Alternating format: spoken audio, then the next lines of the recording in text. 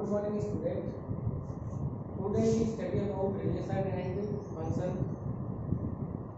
ये आपका chapter number first है, तो अपन इसके बारे में आपने बेसिक कंसेप्ट क्लास 11 में क्लियर किया है, बट यहाँ पे अपन इसको कम्प्लीटली एक रिपीट मारेंगे ताकि आपको ये रिमाइंड हो जाए कि वास्तव में रिलेशन किसको कहा जाता है एंड फंक्शन किसको कहा जाता है। तो सबसे पहले अपन बात करते हैं, आपने ये क्लास में सबसे पहले पढ़ा था सेट। सेट के बारे में पढ़ा था कि a well defined collection, a well defined collection of objects is called set. A well defined collection यानी वस्तुओं का सुपरिभाषित संग्रह क्या कहलाता है? सेट कहलाता है। आपने देखा होगा कि सेट को इस प्रकार से कैपिटल से 1 2 3 ऐसे रिप्रेजेंट करते थे, b equal to the opposite a c ऐसे इस प्रकार से सेट को रिप्रेजेंट करते थे।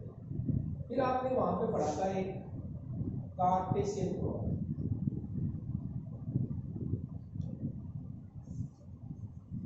कार्टेशियन प्रोडक्ट कार्तीय गुणन बोलते हैं इसको। ये क्या होता है? इसकी डेफिनेशन होती है a क्रॉस b, यानी दो सेट है a एंड b, इनका क्रॉस यानी प्रोडक्ट करते हैं, वो लिखा जाता है a b। इस टाइप के एलिमेंट्स होते हैं सच दैट फर्स्ट पोजीशन किसमें बिलोंग करती है? a की होती है एंड सेकंड पोजीशन किसकी होती है? b की। शायद आपने मार्क किया था। तो ये a क्रॉस b क्या कहलाता है? कार्टेशियन प्रोडक्ट कहलाता है। This is the definition. Suppose for example R आपके पास एक A सेट है, उसमें 1 2 एलिमेंट है, एक B सेट है आपके पास A B C इसमें एलिमेंट है। तो देयरफॉर A क्रॉस B कितना हो जाएगा कि 1 A के साथ निकल जाएगा, 1 B के साथ निकल जाएगा, 1 C के साथ, A B, यानी ये 1 सभी के साथ निकल जाएगा, फिर 2 सभी के साथ निकल जाएगा, 2 A 2 B और 2 C। ये इसकी क्या है? A क्रॉस B लिखना। इसमें आपने वहां पे बात भी पढ़ी थी, नोट क्या बात पढ़ी कि if number of element in set A में तो कितने P and number of element in set में कितने Q, then total number of n A cross B is equal to कितना हो जाता है? P। यानी P एंड Q में A क्रॉस B में कुल एलिमेंट कितने हो गए? ये एक पूरा जोड़ा क्या कहलाएगा? 1 एलिमेंट कहलाएगा। देखिए इसमें कितने हैं? 2, इसमें कितने हैं? 3। तो फर्स्ट में कितने एलिमेंट है? 2, सेकंड में कितने हैं? 3। दोनों का प्रोडक्ट कितना हो गया है? 6। दोनों का प्रोडक्ट कितना हो गया है? 6। तो ये आपके पास कितना आ गया? 6 आ गया। तो इसमें देखो ये टोटल जनरल फॉर्मूला हो गया P * Q। तो ये बात आपने वहां पे पढ़ी। अब अपन यहाँ पे बात करते हैं, फिर आप यहाँ पे बात करेंगे रिलेशन कि रिलेशन क्या होता है। रिलेशन को क्या बोलते हैं? समझ। रिलेशन क्या होता है? तो रिलेशन क्या होता है? रिलेशन शॉर्ट में मैं इसकी डेफिनेशन लिख रहा हूँ कि रिलेशन को R से रिप्रेजेंट करते हैं। ये सबसेट ऑफ क्या होता है? एक रिलेशन। ये क्या होता है?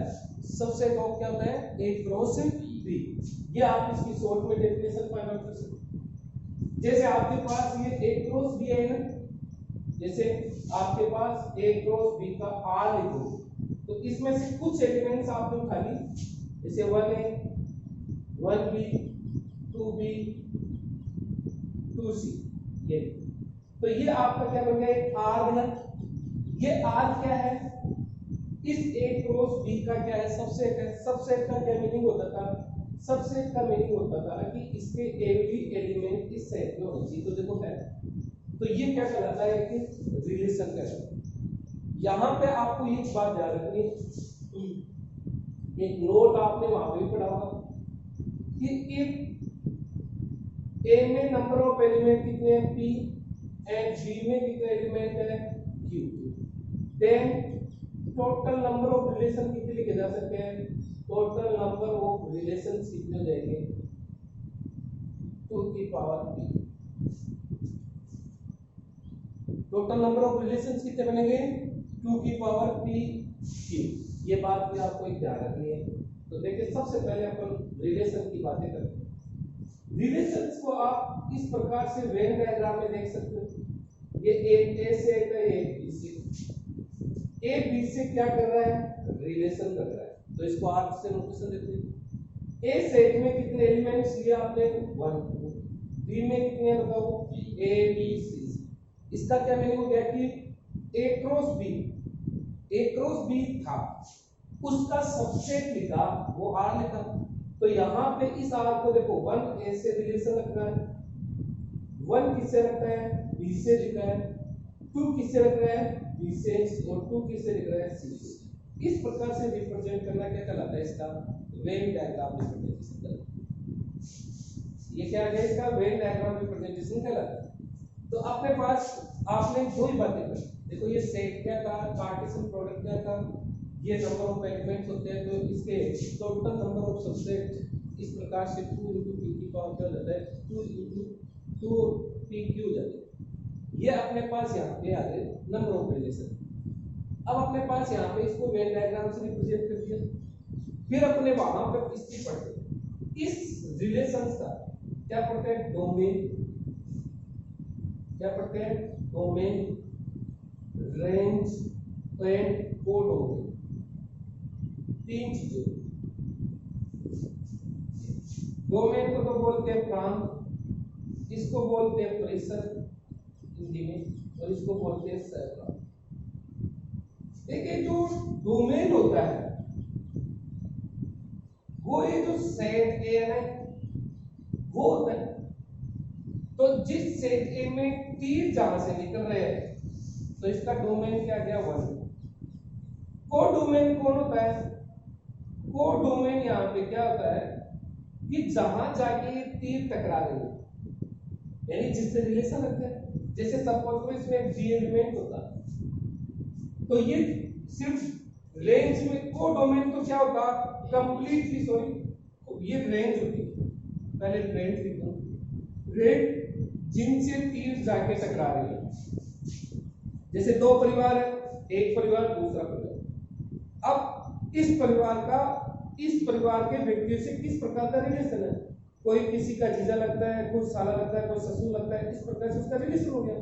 लेकिन कुछ ऐसे व्यक्ति होते हैं जिनसे वो रिलेशन नहीं रखता, तो वो जिनसे रिलेशन नहीं रखता वो, और जिनसे रिलेशन रखता है वो सभी क्या इसमें जाएंगे?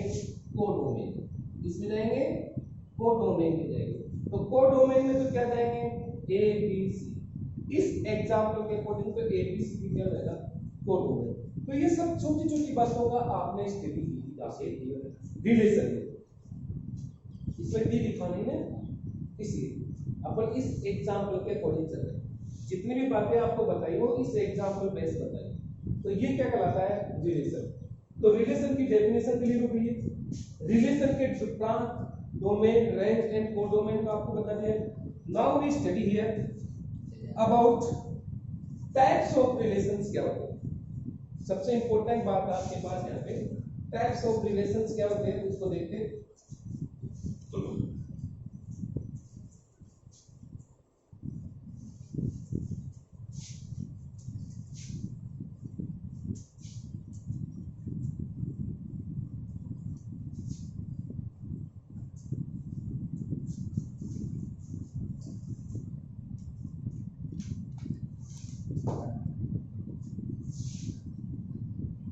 टाइप्स ऑफ रिलेशंस, यहाँ आप इनके बारे में फिर आप उसकी एक्सरसाइज के क्वेश्चंस की बात करोगे। सबसे पहले हम पढ़ते हैं टाइप्स ऑफ रिलेशंस क्या है। टाइप्स ऑफ रिलेशंस में पहला आप देख सकते हो रिफ्लेक्सिव रिलेशन। रिफ्लेक्सिव रिलेशन, एक एक बात को कोशिश सुनेंगे, हिंदी में इसको सीधे समझ सकते हो। हिंदी मीडियम स्टूडेंट के लिए अपने वीडियो उतने कारगर है जितने इंग्लिश मीडियम के लिए। हर लाइन तो अपन एक बार हिंदी में जरूर बोल देते हैं इंग्लिश वाली। तो रिफ्लेक्सिव रिलेशन क्या है? जैसे सपोज करो कि let A B any set, A क्या है, एनी सेट, ए बी क्या है, any set, then for all a belongs to a, if for all a belongs to a, यानी इस सेट ए के बिलोंग्स होगा, इसको तो बोलते हैं for all, यानी प्रत्येक ए किसका उठाएंगे, इस ए सेट का ए उठाएंगे। for all a belongs to a comma a belongs to क्या मिल जाएगा, क्या मिल जाए, a comma a belongs to क्या मिल जाए, r।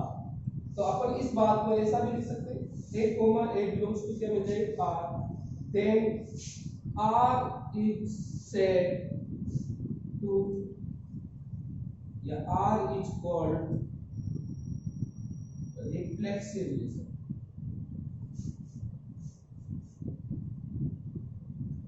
देखिए ये नोटेशन, कई बार इसको यहाँ पे इस नोटेशन को ऐसा भी लिखा जाता है ए रिलेशन ए, या इसको क्या कहते हैं, ए कॉमा ए। एग्जांपल से ये बात आपको क्लियर हो जाएगी। जैसे आपने एक सेट ए लिया, इस पे डिफाइन एक आर रिलेशन है, इसमें 1 1 आ रहा है, 1 2 आ रहा है, 2 1 आ रहा है, 3 1 आ रहा है, 2 2 आ रहा है और 3 3 आ रहा है। ये रिलेशन आपको चेक करना है कि ये जो रिलेशन है वो रिफ्लेक्सिव है या नहीं, वो रिफ्लेक्सिव है या नहीं है। तो जरा देखिए, रिफ्लेक्सिव के लिए क्या होता है, 1 उठाया, इसका सेट ए का एक एलिमेंट 1 उठाया, तो 1 के साथ 1 1 1 आ गया, 2 उठाया तो 2 2 इसमें मिल गया, 3 उठाया इसमें तो 3 3 मिल गया, मिला नहीं मिला, इसलिए अपन क्या कहेंगे कि R इज कैसा है, रिफ्लेक्सिव। एंड दूसरा एग्जांपल देख सकते हैं, R में 1 1 2 2 1 3 2 3, तो आप देखोगे इसमें 1 1 तो बिलोंग कर रहा है, 2 2 भी बिलोंग कर रहा है, बट 3 3 बिलोंग नहीं कर रहा है, 3 3 बिलोंग नहीं कर रहा, किसकी, प्रत्येक एलिमेंट की बात करेंगे, एवरी एलिमेंट की बात करेंगे। तो इसलिए अपन क्या कहेंगे कि ये जो R है इसको R1 कर दो, इसको R2 कर दो, तो ये जो R है वो क्या है, R2 है, ये R2 आपका क्या नहीं है, इज नॉट रिफ्लेक्सिव। बोलो रिफ्लेक्सिव समझ में आ जाएगा आपको। रिफ्लेक्सिव का मतलब सीधा सा सीधा है, स्वयं के साथ रिलेशन रखना, इटसेल्फ रिलेशन होते हैं दोनों के आपस में, तो ये तो कहलाता है रिफ्लेक्सिव रिलेशन। दूसरी बात है इसमें symmetric relation, symmetric relation Hindi में बोलते हैं इसको सममित संबंध, सममित क्या बोलते हैं इसको, सममित संबंध। तो रिफ्लेक्सिव के बाद में सममित संबंध की बात करते हैं, तो वही बात सेम बात, let A B any set and R be any relation we define on the set A if and R लिख सकते हो, and R be any relation defined on A, इस सेट पे कोई R रिलेशन आपका क्या है, डिफाइंड है। if for all A belongs to A, for all A belongs to A comma B belongs to R, this is implies B comma A belongs to, ये नहीं लिखा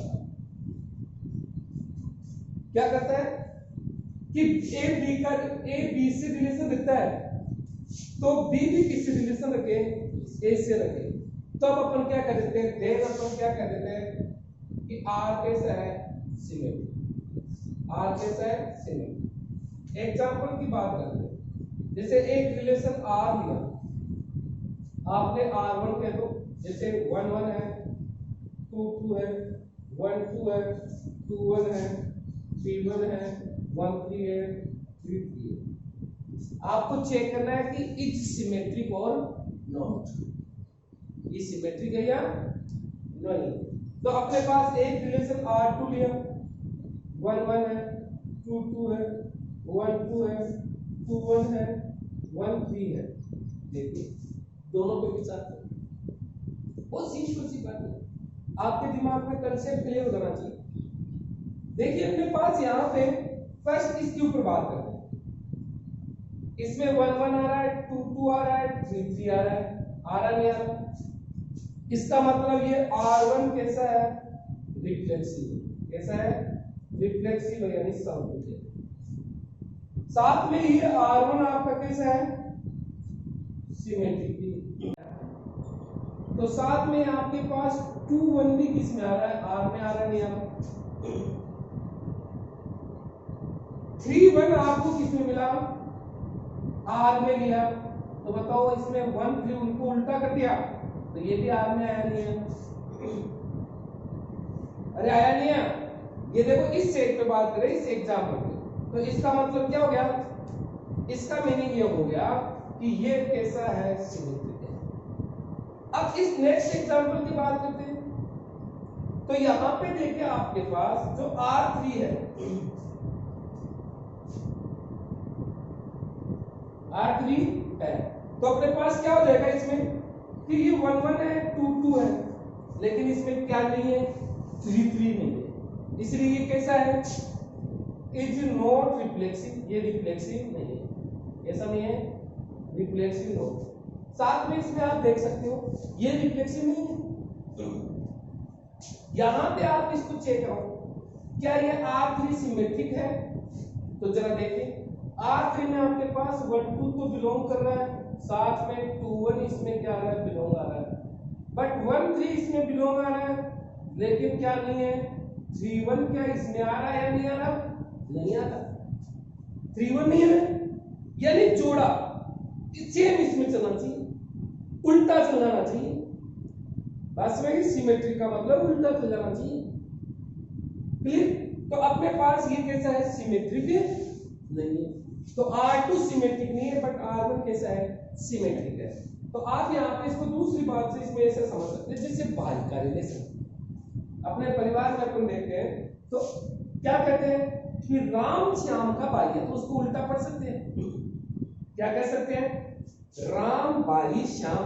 तो अपन ये भी तो लिख सकते हैं श्याम भाई राम, लेकिन क्या ये लिख सकते हैं कि राम पुत्र श्याम,